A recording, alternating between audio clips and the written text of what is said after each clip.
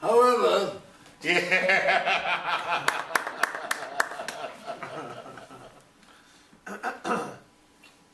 I suppose you're all wondering why I invited such a select few. So few. I left more people home in bed.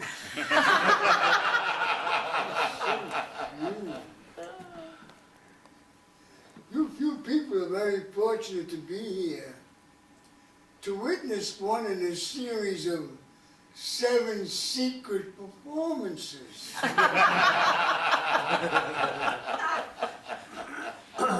It's absolutely amazing.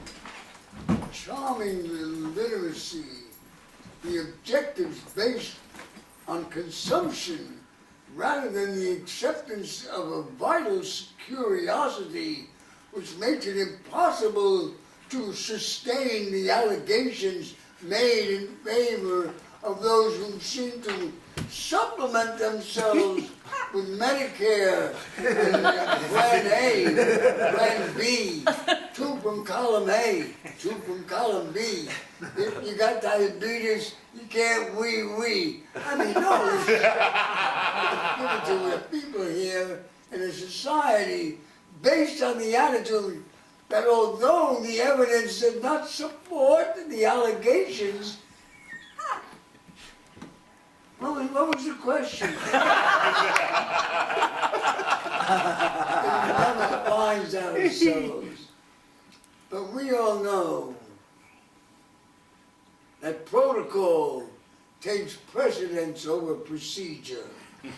This parliamentary point of order, based on the state of inertia, developing a centrifugal force which is used as a catalyst rather than a catalytic agent, which hastens a chain reaction and remains the same in a condition prior to its inception. A focal point which is used as a tangent in that symphony of thought and the development of ideas based on the ideology that the computation assumed proportions when we look to that horizon. Rather than to accept the dullness of dreary reality. And we know that the bile is secreted through the pancreas. However, we must not negate the concept that although we found it we look over into this vast area and we know that our party stands by our party, negates the necessities and makes it possible for us to realize that salvation is its own reward. Many people say, what the hell are you talking about? I'm only repeating what I heard Obama said. You know, Obama, he has Alzheimer's. Somebody told us that he forgot all the promises he made during the So we are a great nation. Our forefathers fought and died and bled so that we can fight, die. It was John Wayne, the late John Wayne, that alerted us to this interesting fact. If it wasn't for John Wayne, we'd have lost the Vietnam War even in the movies.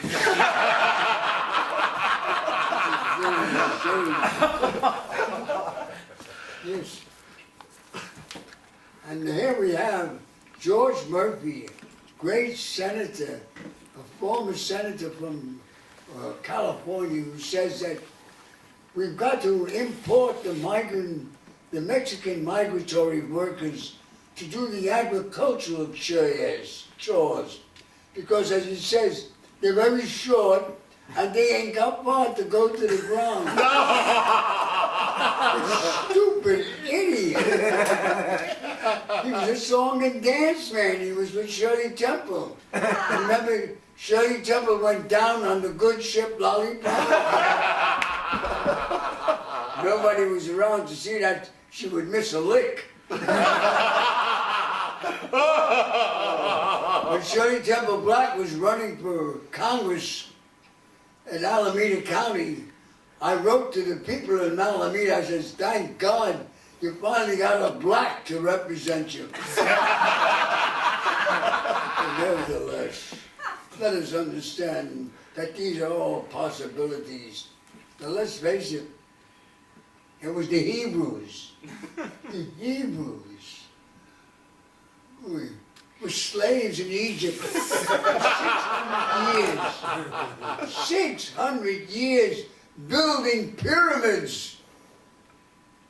There was nothing else to do. And Moses, a black Egyptian, the only illegitimate son of Pharaoh's daughter, she told her father, she found it in the bulrushes. Do you believe that shit? That was Moses, standing on Mount Sinai. He said, here, we'll build a hospital. And there was the burning bush. The burning bush. The Jews had trouble with Moses, slow down, take your step with you, and free my people. Moses looked at the bush and said, a bush can't talk. Little did Moses realize that was a marijuana bush. Moses got so high, he thought he was God. And down into the house of bondage, into the land of Egypt, Moses took the Jews and marched them through the hot, burning desert. For 40 years and 40 nights, without sandals, it was so goddamn hot. Moses said, shut up and move. They marched and marched. And they said to Moses, Moses, what the hell did you take us out of Egypt for? It's true in Egypt we were slaves, but we had a roof over our heads, and we had food. And some of us had rhythm. Moses said, shut up and move. And they marched and marched. And what does a dumb bastard do? He turns left. If he'd have turned right, we'd have owned the oil fields, we'd have owned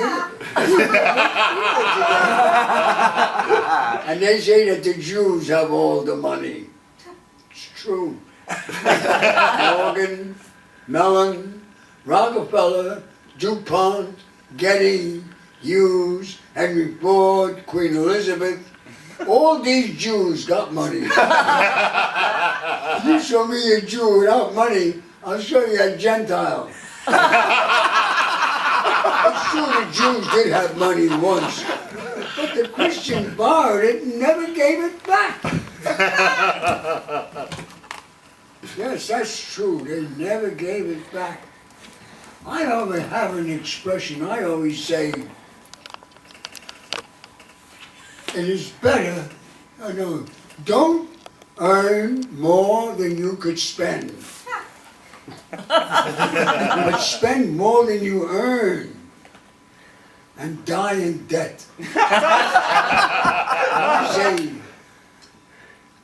if you owe $300,000 and you want to pay that off, you borrowed it from your friend and they say, you borrow, it would take you, say, 18 years to pay off $30,000 in the value. So the people that die at 75 are really 93. If you would have had money, if you lived that long, you would have made that much money. I don't know what the fuck I'm talking about. That's beside the point. It's not necessary that we understand these things. We only got to relegate ourselves to the theory that that we must concretely understand. I always say, it is better to receive than to give. A lot of people say it's better to give. You want to give? Give. You try to give so much, but you never get tired of receiving. Therefore I say, don't earn more than you could spend, but spend more than you earn and die in debt. Now, if you live to be 75 years old, the people that you owe money to are going to make sure you live long. But if you die at 75 and you owe $300,000, to amortize that loan at $30,000 a year would take you 18 years to pay it off. So you actually live to be 93. Because you're living on money you would have made if you lived that long. Therefore I say, if you want to reach this affluent plateau, my suggestion is borrow. Borrow. Start with your friends. Borrow from your friends. And when they ain't got any more money, make new friends. That's the basis of our success. Our forefathers borrowed. They borrowed and they never paid it back. Our fathers borrowed. They didn't pay it back. We borrowed. We ain't gonna pay it back. It was our forefathers that gave us this big debt.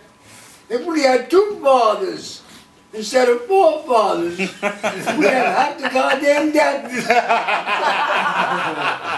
Therefore I say, 20 years ago, our dollar was worth 7 cents.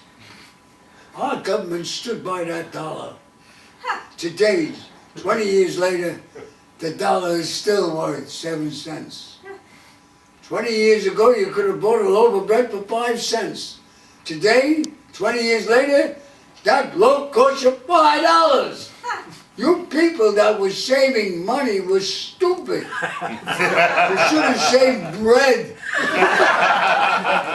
Bread is the sausage also.